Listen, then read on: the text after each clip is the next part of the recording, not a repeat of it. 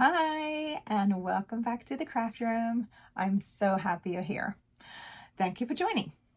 Today, I wanted to share with you something that I have sold hundreds and hundreds of over the past 5 years in a gallery in Everett, Washington.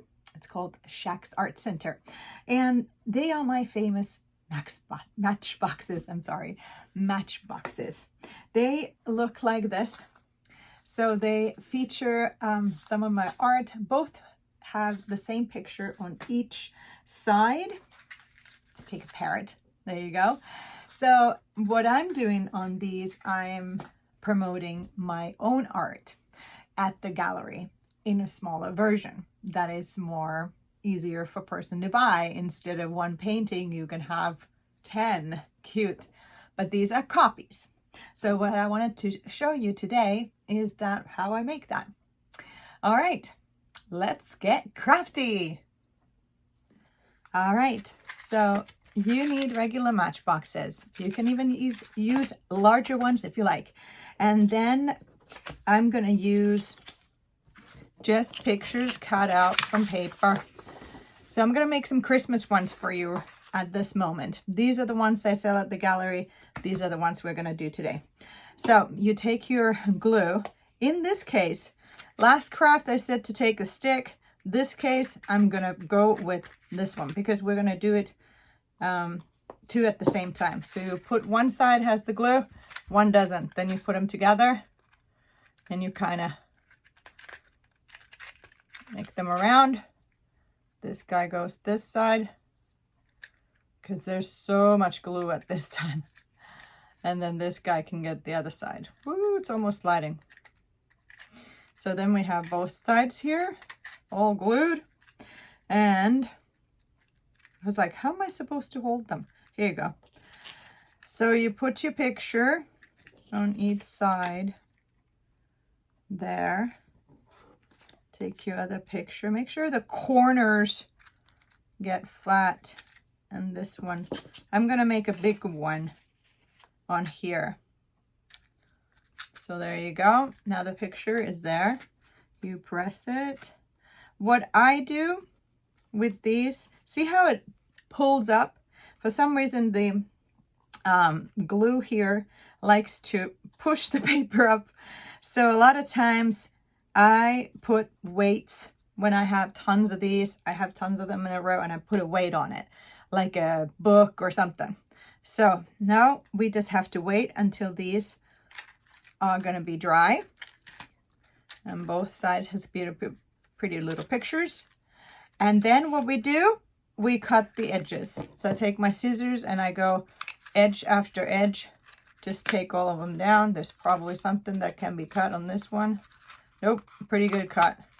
It doesn't matter if you cut the box a little. The box is never going to get hurt.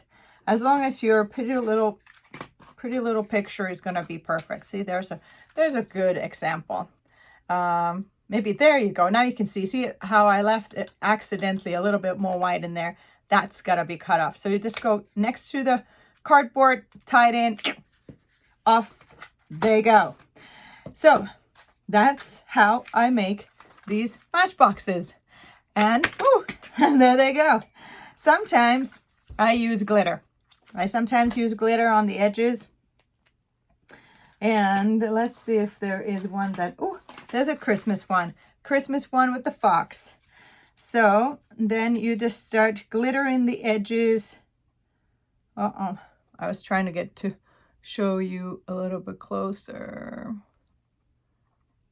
It depends on what kind of glitter you use. All right, now I have to go closer to me. But I just go around and around. All the way, push hard. Mine is almost old and over because I've done a lot of these. And there are the glitter edges. And now this cute little box is going to be dried for almost a day. And then we flip it around and glitter the other side.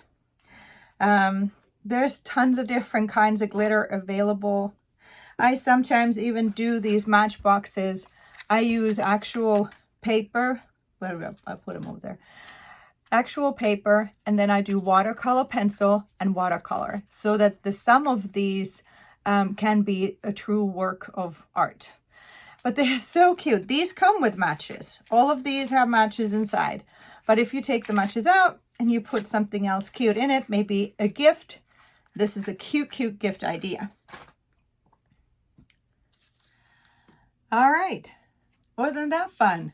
See, now you have cute little gift idea, again, to give to your friend or your family, to co-workers, or anyone. Even if you have a charity event, you can put little soaps in there. You could put even little candies in there.